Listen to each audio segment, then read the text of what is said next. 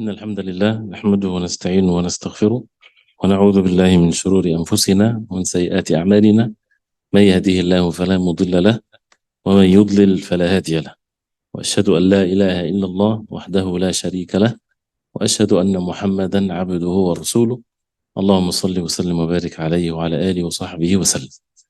Inshallah, the dars inshallah would be 40 to 45 minutes inshallah. We ask Allah subhanahu wa ta'ala to bless our times and to bless our knowledge. We are in the subject of Fiqh, and we started last time Kitab az-Zakah, the book of az-Zakah. And we continue inshallah ta'ala, and now starting with the chapters that many people are not familiar with, because it's not visited all the time by many. So it requires for us to, inshallah, to pay attention. And one advice in this session, inshallah ta'ala, and the coming sessions, but here now, inshallah, while the dars is going, don't think of what ifs questions. What if this? What if this? There's so many questions in zakah, right? And there's so many different situations that people face. Inshallah ta'ala, will address these things later or maybe afterwards.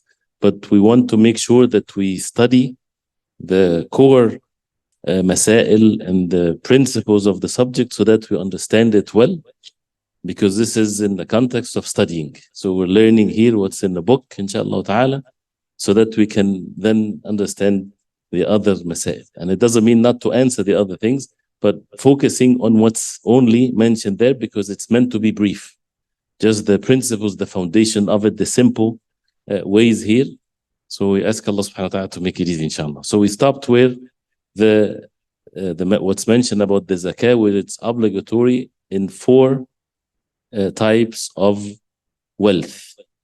As al-amwal التي تجب فيها الزكاة أربعة. You might find five in other places because they would make two in one category, so it's not like anything different or anything like this. All of that is included. There is slightly differences of opinions in some things, but for the most part, most of the masail you would find consensus among the ulama. So four types of wealth that is obligatory, the zakah, are to be taken only from these four types, not from any wealth, not from any thing that has a value, only for these four things, and each one has, of course, conditions and things to be observed. And as we heard before, that the zakah is a pillar of Islam, and the zakah is obligatory upon the wealth. Zakatul mal, right? The ulama are very precise. They don't say zakah is upon the wealth, not upon the individual. That's why whatever this wealth, if it's one of these four things, then the zakah has to be taken out from it. As we referred, even if it's a child having the amount of wealth that is sufficient for zakah, then zakah is to be taken out from the wealth of that child by his guardian, orphan, whatever. So it's upon the wealth. Some situations, of course, the zakah is not to be taken out from some wealth, like charitable organizations, for example. Masjid has lots of money, for example, then no zakah on this, because this is for charity. But again, so it's the zakah related to the wealth. There is a zakah that is related to the individuals. Zakatul fitr. Zakatul fitr is related to the individual. This is zakatul abdan. Right? So upon the person, he has to give zakah, regardless if he has wealth or not. So here, the four types, that's why the importance of knowing what are the four types of wealth that is mandatory to give zakah from, if it meets the criteria of the nisab and the conditions for it. We mentioned that briefly last time, which is al-athman. Al-athman, anything that has a monetary value, which is the gold and the silver and money, cash money and things like that. Bahimatul an'am, the cattle, which is the camels, cows, goats and sheep. Wal khariju min al-ard, and what comes out from the earth. Not everything that comes out from the earth, but some things that comes out from the earth, and it's left open like this, with the details will be mentioned later, inshallah. وعروض التجارة. عروض التجارة are the things that are ready or made to be sold. Anything that is made or is present to be sold, there's a zakah on it. We'll discuss it inshallah ta'ala also in details. The first one is al-athman. Al-athman وهي, what is al-athman? The monetary thing is al-dhahab, gold, wal-fidda, silver, wal-awraq al-mali. Nowadays is the cash money. And it used to be also in the past. They used to call it al-fulus. And it's the same word used also nowadays among the Arabs. They say al-fulus, fulus meaning cash money. So al-awraq al-maliya, anything that is cash money or the like of it. So many things that people invented, cashier checks, whatever there is, checks. All of that comes under the category. Anything that is of money basically, and how the word money is used, all of that comes under this first category, which is al-athman, al-dhahab wal-fidda, and money basically in our way of using the words. He says here, فَتَجِبُ الزَّكَاةُ فِي الذَّهَبِ إِذَا بَلَغَ 20 مثقالا ربع العشر. Every sentence here, there's an evidence, a hadith of the Prophet ﷺ that gives these details. But we're just going into the brief understanding of these masail. The zakah is mandatory, is an obligatory in the dhahab, in the gold, if the gold reaches 20 mithqal. 20 mithqal.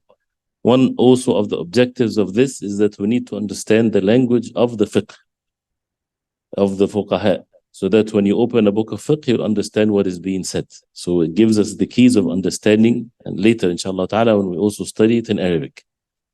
And the 20 mithqal is mentioned in the hadith like this, 20 mithqalan, or 20 dinaran. And al-mithqal is a unit of measure. Is a unit of measure. And some of the hadith, it's called dinar. A dinar, if it's mentioned in the hadith, it refers to the gold. Refers to the gold. Some countries, they use the dinar. This is money. This is cash money. This is not the dinar that is mentioned in the hadith. This is just the same word, but it's totally different meaning. The dinar that is mentioned in the hadith, it refers to the gold, comes originally from the gold, and a dirham or a darahim refers to the silver. So this is to remember this. If you see this, you come across it in the books of fiqh, it's not the Emirati dinar or this dinar, it's the dinar that is referring to the gold, and the dirham referred to the silver, and how things were at the time of the Prophet ﷺ, and Allah subhanahu wa ta'ala preserved that for us. So it's a fixed unit that we know what corresponds to it today in our daily measures of things. So if it's 20 mithqal, if a person has 20 mithqal of gold, then he has to pay zakah. This is the minimum requirement. This is the nisab, the minimum requirement of having gold to give zakah from it. We still didn't talk about the hawl, that a whole year has to pass on it. This is later. We're now focusing on the money or the wealth, and what's the minimum amount that makes the nisab. So what is the nisab of a dhahab? Don't tell me 85 grams. The nisab of the dhahab, 20 mithqal. 20 mithqalan, 20 units, or 20 dinaran. But we understand what's dinar, again, as mentioned. But what is the mithqal and what is the dinar?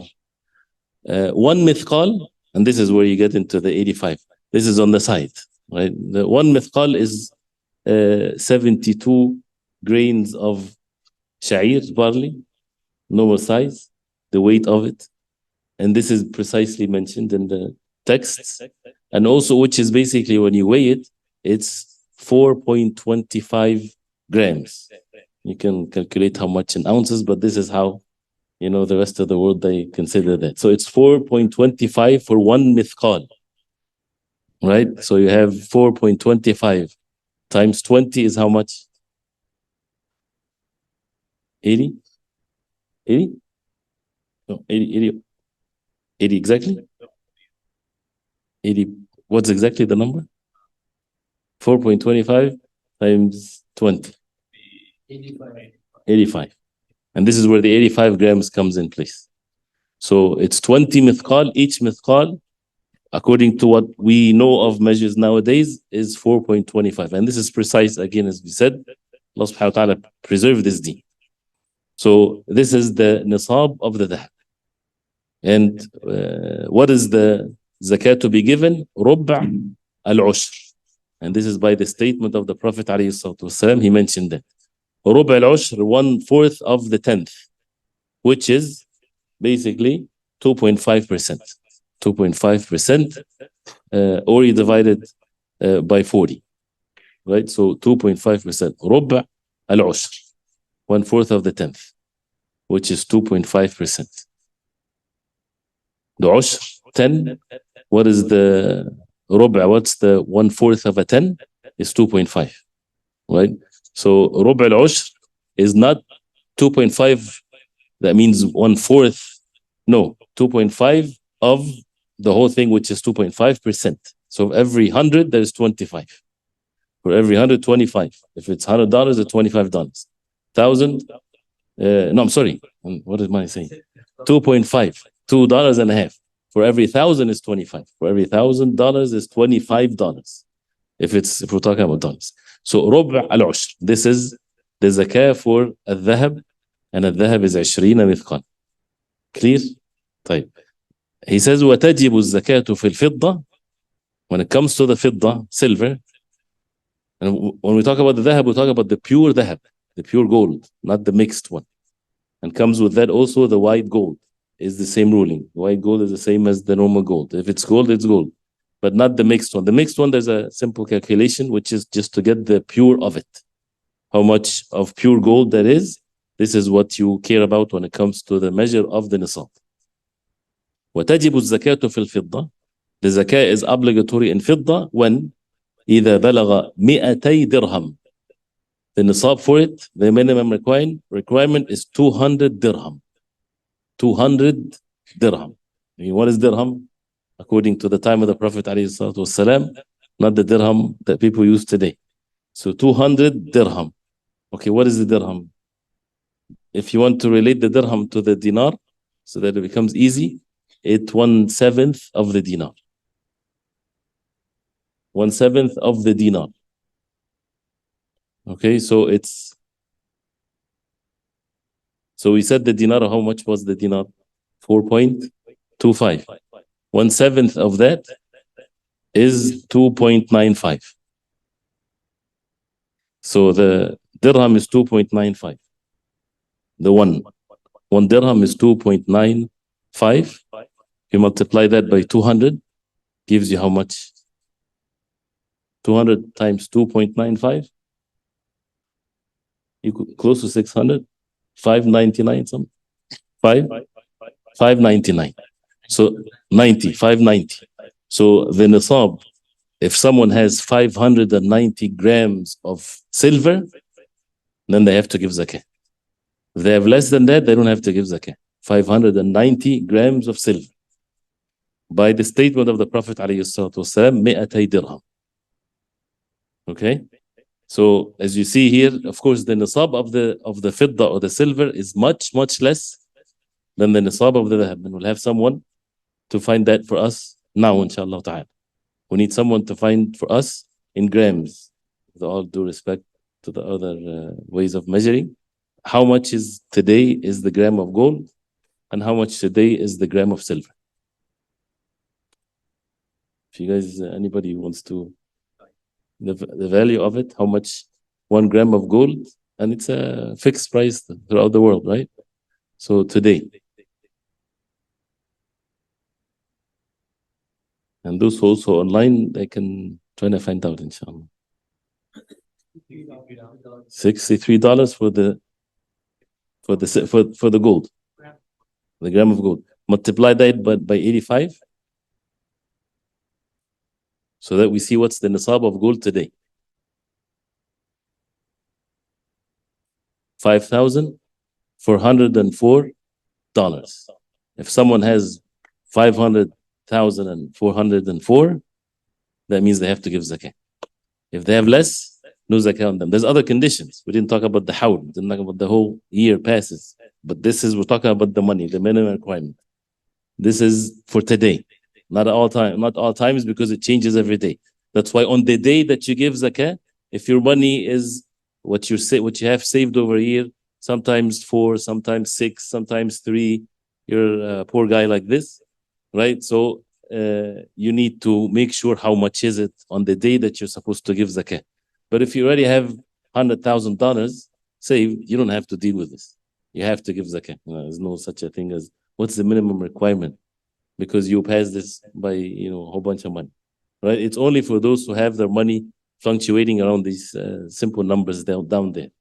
But again, so this is the nisab of the dhahab, which is 5 something. Let's calculate how much the nisab of the fidda or the silver today. So we have 2.95. We said 590, right? 590 grams. How much is 1 gram of silver today? 74 cents, right? Multiplied by 590. $436. That's it. 436. See the difference? So the nisab, the minimum requirement, if someone has silver, that is that amount, which is when it comes to money. Why we're saying it in money? Because we have also to calculate how much is the nisab for the money. Is it to be calculated based on the gold or the silver? If someone based it on the gold, that's fine. But as the ulama, they say it's better if your money, again, is if you have $1,000, right? There's no zakah on you if you calculate your money based on the gold. But it's better that you calculate it based on the silver, because this is what's better for the poor. So if you're someone that your savings did not go below 500 throughout the year, you always maintained 500 and above, give zakah if the price of silver is around this amount of money. Give zakah, which is 2.5% of what you have. That's better for the poor. It's not a must upon you, but it's something to be away from the differences of opinions and to be on the safe side, of course, but also to be more kind, and kindness. When you give, you should be more happier than those who receive, right? So that's why sometimes they would measure the zakah based on the gold, and some would measure it based on the silver. But if you have physical gold and physical silver, this is the nisab for both. Clear? So that's why al-awraq al-maliyya, or the money, either to be measured on based on the gold or based on the silver. So he says al-awraq al-maliyyah al-haliyya. Now the money that we have with us today, تقوم على أساس القيمة. It's to be valued based on what it's worth. Based on the measure is the gold and the silver. So it doesn't matter if you have dollars or if you have sterling or whatever there is, even there's differences in their value. But when it comes to the gold or the silver, there you have, the same. So that's why فإذا بلغت نصاب أحد النقدين وجبت فيها الزكاة. He says he will take that opinion. If it reaches the nisab of one of the naqdain, one of the monetary values here, which is gold or silver, wajabat fiha zakah, the zakah becomes obligatory. And what's the value of the zakah to be given? ربع العشر, 2.5%, 1/4 of the 10, 2.5%. إذا حال عليها الحول. Al-hawl is the lunar year, the Hijri year, not the other one. The Hijri year, which is the Hijri is less. So a person now, he didn't have any money, and then he has $500. And throughout the year, once he hit the 500 or the nisab of the fidda, 409, whatever, once he hit that amount, as long as it did not decrease below this and it stayed dead or above the whole year, then after a whole Hijri year, on that day, then zakah is obligatory upon him to give on what already just a year passed on it. So it's only on the 400. Once the 400, he reached the 400, then he would give on the 400 only after a year.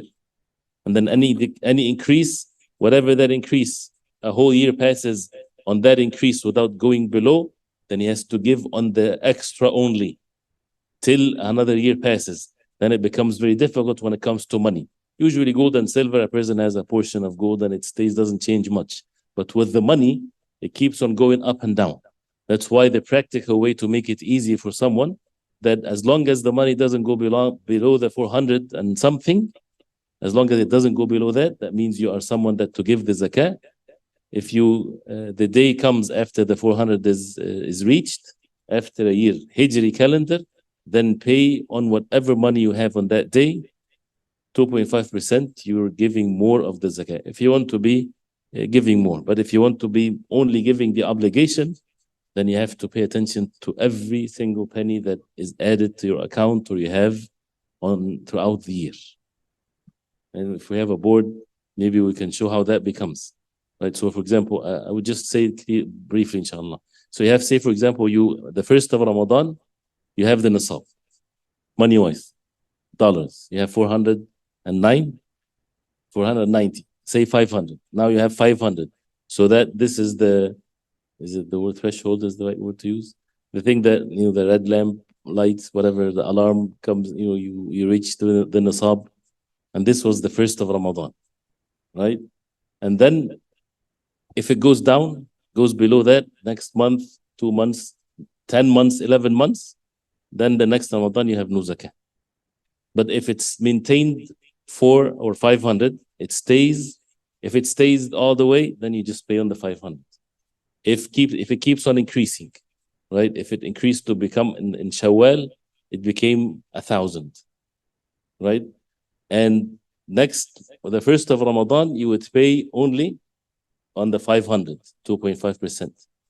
And then the next Shawwal, how much was a year passed on what? On that 500. So you will pay 2.5% on the 500. And then after Shawwal in the Qa'dah, you get another 500 saving. And it did not go below this for the next Qa'dah. Then you would pay 2.5% on the 500. So you only calculate or you only pay what the amount of money that a whole year passed on it. Then the next year comes and the first 500 is still there. You pay zakah on it again. So that's why it becomes very difficult if someone's money keep on increasing or decreasing. So that's why they always say, pick a day, but the day that you're supposed to give zakah or before, you can pay zakah early, but you cannot pay it late.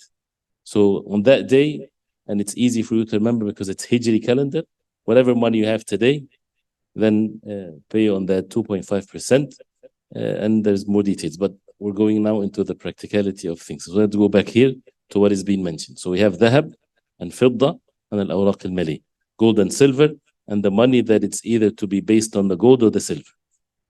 The zakah becomes obligatory, and it's ruba al-ushr, 2.5%, 1/4 of the 10th, if a year passes on it. Clear?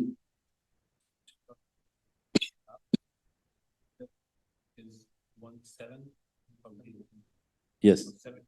Yeah. 1/7. Did I say 1/7 or 7/10? Oh, 7/10. Yes, 7/10 of the dinar. Yes.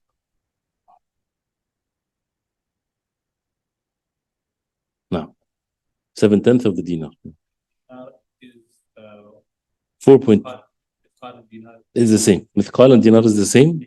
And the zakah isn't 20 dinar if it's gold. For the dirham, it's 200. No. And we mentioned 4.25 grams and 2.95. So yeah, 7/10 now. So the second one, and this is most of the questions comes into the first one, which is zakat al-dhahab wal-fidda and the money. But let's go to the second one, zakat bahimat al-an'am. It's easy. Looks complicated, but it's very easy, inshallah. If you make it in a chart, it becomes very easy. Zakat bahimat al-an'am. Bahimat al-an'am is not any animals, only the cattle, which is تجب الزكاة في الإبل, camels, والبقر, cows, والغنم. Al-ghanam includes the goats and sheep. These are the 3 animals or 4 that the zakah to be given from it, but with conditions. إذا كانت ترعى الحول أو أكثره في الصحاري والقفار المباح. It's called al-an'am al-sa'ima, as-sawm. One of the conditions for it to give zakah from it is that it has to be sa'ima. That means it graze freely on the land, on what Allah subhanahu wa ta'ala created for it in the land. That means it has a shepherd and he goes all over the place and it eats like this. This is different than someone has it in a barn and he feeds it. If someone has animals in a barn and he feeds it in the barn, there's no zakah on it. Clear? Unless he has it for business to trade, to buy and sell.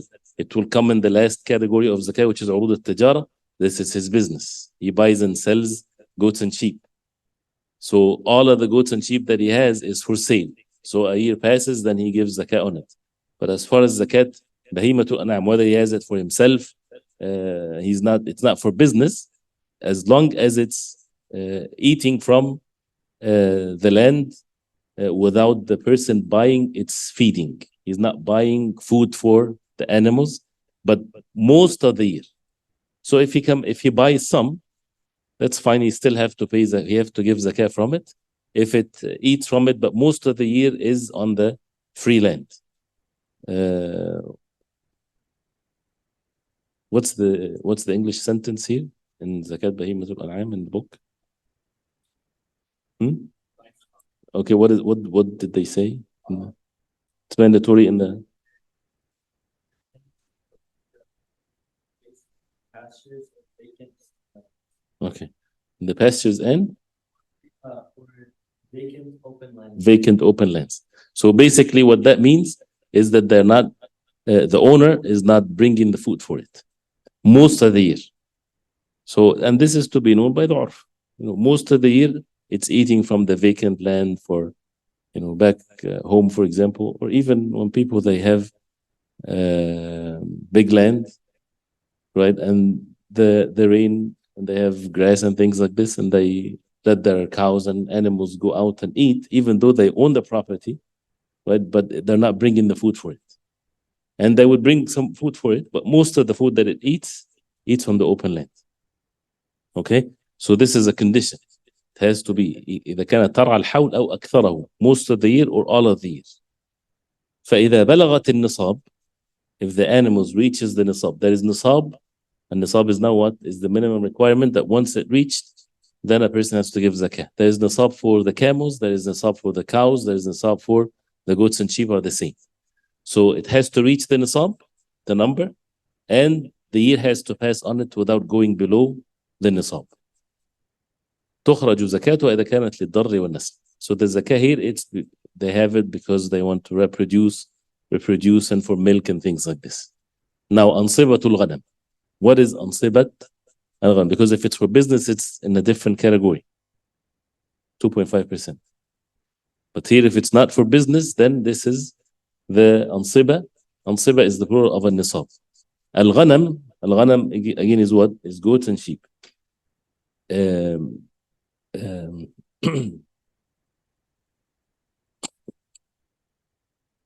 من إلى القدر المخرج. نعم, from 40 to 120, one shah. Right? Do they have it in a chart? Okay, because I don't have it in a. So from 40 to 120, one goat or one sheep. Before that, below that, nothing. So it has to reach the number 40. 40, you give one. 41, you give one. All the way 120, you give one only. From 121, someone has 121 goats to 200, he gives two. No money. He has to give two animals. And what's given, male or female? Females. Because the male is needed, right? So the females are to be given. So from 121 to 200 is two. So someone has 121, he will give two. Someone has 200, he will give two. From 201, three. And every 100, one. So now if he has 299, he gives how many? Three. If it's 300, three. 301, four. 401, five. And then every 100 is one. Clear? It's very easy. Ansibatul baqar, the cows. Min ila al-qadr al-mukharraj. From 30 to 39, تبيع أو تبيعة من البقر لها سنة. From 30 to 39 to give one تبيعة or تبيع, male or female, which is 1 year old. 1 year old. From 40 to 59, musinna, which is the one that has 2 years. Musinna, that means now the teeth are coming out. So 2 years old. From 60 tabi'atan, 2 each one for a year, if it's 60. And then every 30 tabi'a, every 30 1 year old. And every 40 musinna. Every 30 tabi'a and every 40 musinna, or the 2 years. Clear? No.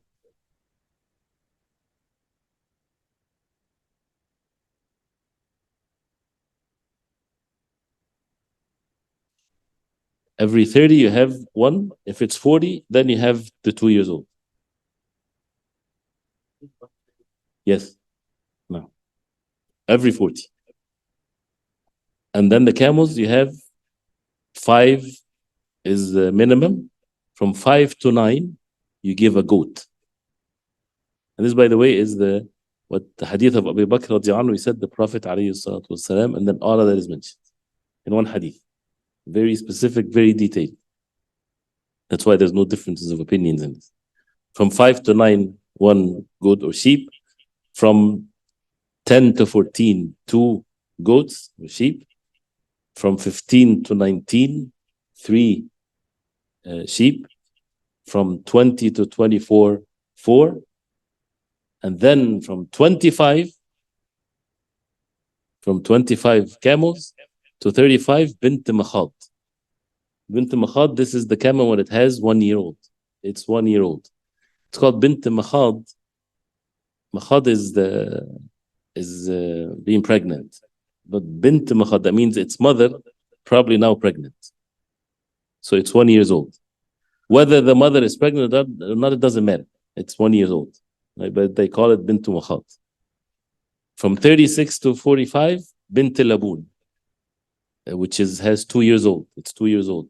Bint laboon, from laban, milk. That means most likely that her mother is feeding the newly born.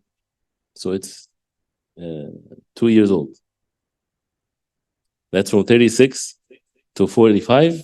They give bint laboon for zakah. From 46 to 60, hiqqa. And the hiqqa is the one now reached the age of being able to mate. That's what hiqqa means. It has the strength to have mating and things like this, which is 3 years, 3 years old. And then from 61 to 75, jad'a, which is the 4 years old. 4 years old, now she's old enough. And then you have from 76 to 90, binta laboon, 2 bint laboon. And the bint laboon was how many years? It was 2 years old. So 2 of them. And then from 91 to 120, haqqatan, the 2 3 years old. 2 of them. And then from 121, 3 banat laboon, 3 2 years olds. Then in every 40, bint laboon. Every 40 after that, bint laboon. And in every 50, hiqqa, which is the 3 years old. With the chart, I think it's easy to follow, right? Clear? No. Does the cat be given from the camels that we have? Yes. No, from the camels that the amil of the zakah will come and take from there. And the Prophet ﷺ, he said, "Iyaka wa kara'im amwalihim." Don't take the best of it, and don't take the worst of it, but take from the midst of it. And but of course, there's no someone to come and collect the zakah. Then the person, he is responsible for giving. And if he doesn't really matter if it's from the same or he brings it from somewhere else. But if he brings it from somewhere else, that means he owns it. So he adds it to the numbers that he has. Clear? He says here, in أعدت بهيمة الأنعام الإبل والبقر والغنم. If the camels and the goats and the sheep is being prepared for التجارة والنماء, for business, for trade, many people they have it not for milk and things like this, but they have it for business. They sell them and they purchase and things like this. And a whole year passes, then the zakah for it will be how much? 2.5%. And the qima, right, will be based on عروض التجارة, which is like the gold and the silver, not the numbers anymore. And if it wasn't for the tijara, if it wasn't for trade, then there's no zakah.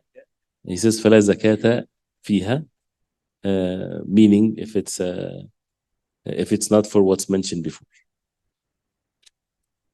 طيب لا يؤخذ في الصدقة إلا الأنثى. Another مسألة, only the female is to be taken. ولا يجزئ الذكر. الذكر is not sufficient, and that's for what's best for the owner. So that's why it's not even permissible, because he needs to keep the male. So only the female is to be taken. And ولا يجزئ الذكر except in the بقر, except in the cows. وابن لبون أو حق أو جذع ما كان بنت مخاض, or to replace ابن لبون instead of بنت لبون, instead of a female 2 years old, a camel, it can be a male. That means he has a whole bunch of them, so that means it's okay. Or الحق لو 3 years instead of female, because all of the ones that mentioned before was all in the female feminine, right? Bint Labun, like this. But now if it's not Bint Labun and they have or they give Ibn Labun, son, then or male, that's fine. And the same thing for the 4 years old. And this is if the nisab, if they're all males, for example. So that's then they have to give males in this case. Okay. Anybody planning to do farming? So we have to apply the rulings, otherwise. طيب we have how many minutes we have? طيب can we go to the next point? زكاة الخارج من الأرض. زكاة الخارج من الأرض. Is it clear? تجب الزكاة في الحبوب كلها وفي كل ثمر يكال ويدخر. طب let's leave the زكاة الخارج من الأرض now إن شاء الله, because it requires some details إن شاء الله.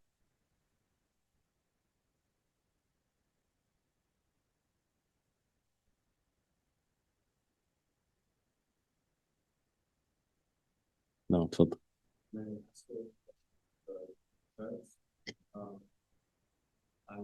So for the sheep and goats, you give 1 and 2 and 3 and 4 and 5. But for the cattle and for the camels, it's specific for the row, or is it you give 1 and then the fish and fish and fish? I don't understand. Like if you 30 to 40, 30 to 39 cows, then you do unknown cow, and okay. No. You give the 2 years old only. If you have, so each one has, it's like from 30 to 39, 1 years old. If it's from 40 to 59, you give only the 2 years old, not what's before. Yes. Like for example, we have 60, you have 1 years old, right? And then every 30 you add 1 years old, or every 40 you add 2 years old, plus the 2 that you already have. So the 2 becomes there, and then you add on them 1 and 1 and 1.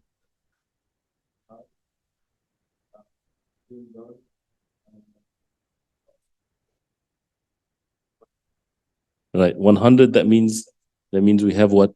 The maximum here is that we have 60. 60 you give 2 tabi'a, which is 1 years old, and then you have 40, you will give a musinna, which is 2 years old. 3 total, yes. Yes. So if you have 100, that means 60, and then you can create the 40. If it's 95, the 30. If it's 90, then you take the 60 and the 30. There's a question here. What is considered pure gold? Is it based on carat? If yes, then how would we calculate it, like 14 karat and 18 karat golds? Yes, this is, it's the, what, 24? 24 is considered pure. The way that you calculate the 14 or the 18, there's an equation where you, whatever the 14, say 14, you multiply it by the by how much it's the price of it times something times 2.5% gives you. It's out there. If you find the calculation, it's easy to find. There's an equation how to extract the pure gold from it.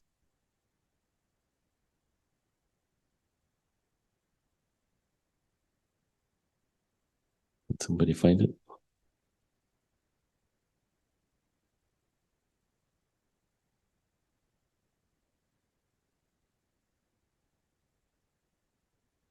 Well, I have it here. Okay, so now we have, here's the way to do it. The weight of it, say 14 karat gold, the weight of it times 14 times the price of the gold, the pure gold, how much is it on that day, times 2.5%. You divide that by 24.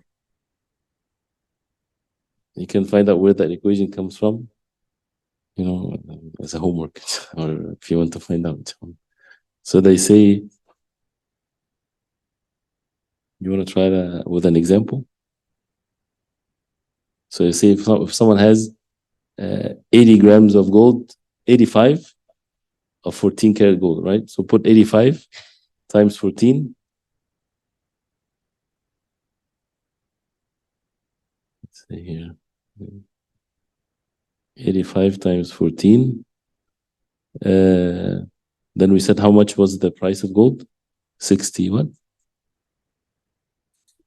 Times 63 times 2.5. Oh, yes.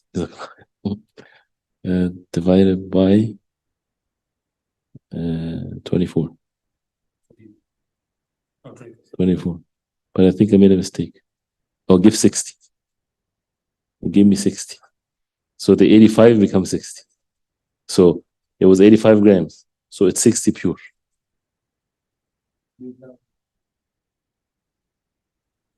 No, but what I'm just saying, that means they didn't reach the nisab yet. So the 14 karat gold, if it's 85 grams, it's 60. So you need to have more. طيب,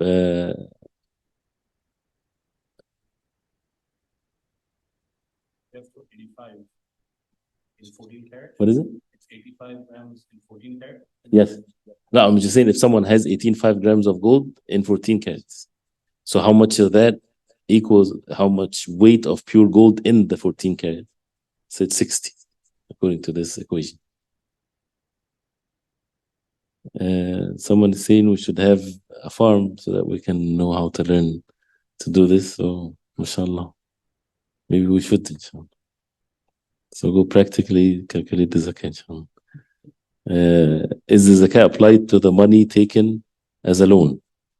We didn't talk about that yet, but if a person takes a loan and he's having the money that he takes with it goes with the rest of his money, and you pay zakat on that, yes, the answer is yes. Unless the time comes that you have to pay the loan, that means your money will be less. But as long as the money with you and a year passes on it, you have to pay zakat, because the zakat is upon the money. And if you give someone a loan, right, either you know that person is going to pay you back, that means you consider that money as part of your money. So you add this money to your amount of money that you give zakat on. But you don't have to pay it if you don't have it, but you have to pay it for every year, knowing that he's going to give it to you back. But if it's someone that doesn't have money, you give someone loan and you know that he's not going to give you back, or you give up on him giving you back the money, then you don't calculate that as part of your money. And if he gives it to you after 10 years, then he pays zakat on 1 year only. Pay twice. So if you give someone a loan, you pay zakat on it, and you also pay zakat. Yes. You give someone a loan, if he has the money, well, he might spend it, he might keep it, then he pays zakat on whatever money he has, and you pay zakat if he's someone that you know for sure that he's going to give you your money. They call him Madi. طيب, go ahead. 2.5% is the requirement. Can you do more? Yes, sure. If a person wants to give more, and that's going to be charity for him now. It's going to be a charity reward, of course. And it's mashallah, yani it's a rewardable thing, of course, to give more. But the zakah is the 2.5%. For the gold and silver, don't go ahead.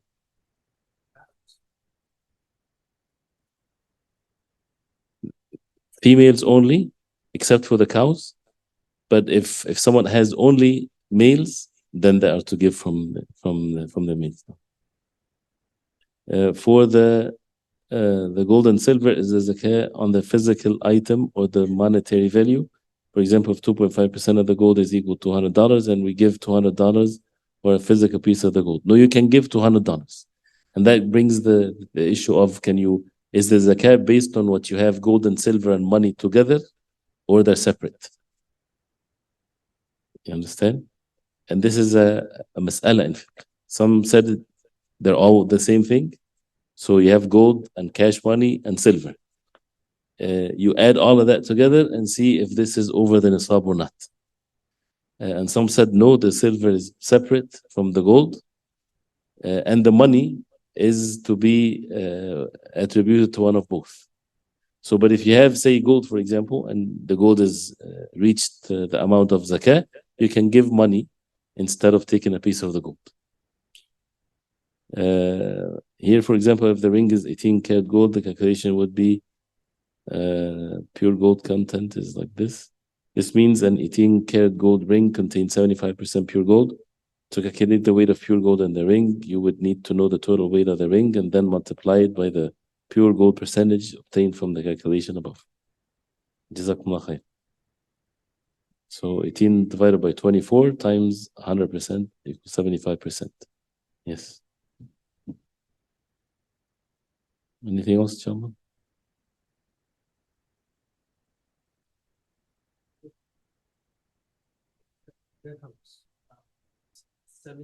Yes. 7/10 of the dinar.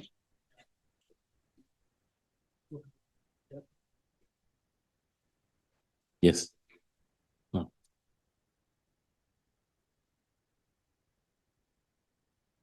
Everybody put these things down. But what we this you can always get how things are with our measurements that we have now. But the important part is that you're not going to be asked in the exam, inshallah, the 4.25 and 20 mithqal, 200 dirham, and the 20 mithqal means 20 dinar in the hadith, and 200 dirham, which refers to the fidda. Okay. Anything else? Barakallahu fikum. Oh, we didn't take the hadith for today. Do we have time? I don't want to keep you late, but we'll go briefly, inshallah ta'ala. It was the hadith number. I forgot how much number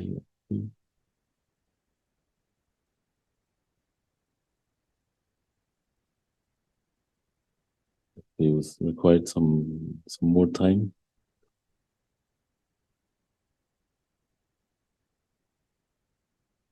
Somebody saying that dars today is difficult, so we'll skip the hadith today, inshallah. Right.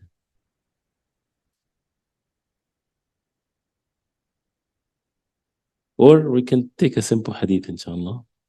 157. Just 157, hadith number 157. Hadith of Ibn Umar radiallahu anhuma that I just mentioned after Salatul Isha. 157. Everybody's there?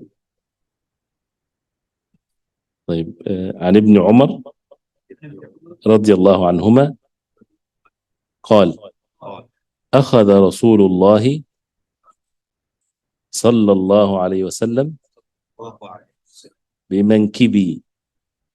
بمنكبي فقال كن في الدنيا كأنك غريب أو عابر سبيل. Again, كن في الدنيا كأنك غريب أو عابر سبيل. That's the hadith. Then وكان ابن عمر يقول, ابن عمر رضي الله عنه used to say, إذا أمسيت فلا تنتظر الصباح, وإذا أصبحت فلا تنتظر المساء, وخذ من صحتك لمرضك, ومن حياتك لموتك. رواه البخاري. So the hadith, the statement of the Prophet عليه الصلاة والسلام, كن في الدنيا, be in this dunya, كأنك, as if you are غريب, غريب meaning a stranger, أو عابر سبيل, عابر, someone that crossed by, سبيل, path, wayfarer, someone that is traveling, someone is not even settled in a place. And that means these are two different states that a person can be in. Al-Gharib, someone that is a stranger, meaning you go to a place and you stay there for some time. This is not your town, this is not your country. So you're a stranger there. And your family is in a different place. Someone went to work for a year, for example, somewhere, and he left his family where he considered to be home. So that person is Gharib.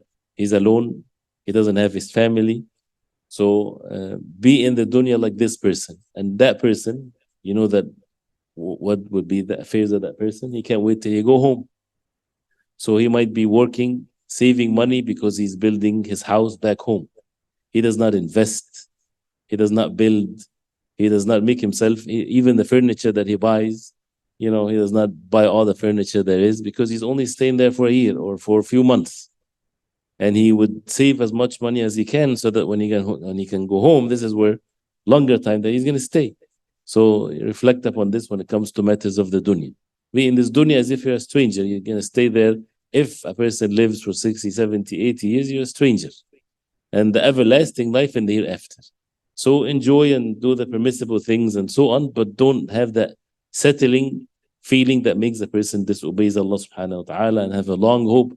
So let's do whatever that he wants to do, and then later, after 1,000 years, he'll make Hajj and Umrah and he repent to Allah subhanahu wa ta'ala. It doesn't work that way. So, or, which is a higher level, Abiru Sabil. Abiru Sabil is not even went to a place to stay there for a few months. He is on the road. If someone is on the road, truck driver or something like this, what do you do on the road? You stop in a truck stop and you say, oh, I like that house next to let me buy this house. And you buy it for 2 hours and then you leave. Your life will be totally different even than that someone that stayed in a place for a few months. You're constantly traveling. So this is mainly something that should be in the heart and not necessarily to make what's halal haram, but it has a great effect on one's heart. So we should, inshallah ta'ala, memorize this statement only. Kun fi dunya ka'annaka gharib aw abiru sabil. And we should talk about it, inshallah ta'ala, more. Kun fi dunya, be in the dunya. Kun fi dunya ka'annaka gharibun aw abiru sabil. The statement of Abdullah ibn Umar, as a result of that, he says, if the night time comes, amsayta is your night comes, then don't wait for the morning, and if the morning comes, don't wait for the evening. That means you might leave any time. The same thing when a person is a traveler or a stranger, whatever, the call would come, leave, so he would leave. So whatever he can get with him, and then the rest he's not going to be able to carry with him, so he's always light. So the same thing. وَخُذْ مِنْ صِحَّتِكَ لِمَرَضِكَ, take from your health to your sickness, and from your life to your death. That means this is the darul amal, this is the place of actions. And don't let the dunya take you away from what you're created for, to do actions and to worship Allah and to seek knowledge, to spread the knowledge, to do good, to have relationships for the sake of Allah. Everything has to be seeking rewards from Allah subhanahu wa ta'ala, because the matter is very fast. We ask Allah subhanahu wa ta'ala to give us this severity and to make us among those who worship Allah subhanahu wa ta'ala for His sake. So Hadith 157, inshallah ta'ala. وصلى الله وسلم وبارك على محمد وصحبه وسلم. سبحانك اللهم ربنا وبحمدك أشهد أن لا إله إلا أنت أستغفرك وأتوب إليك.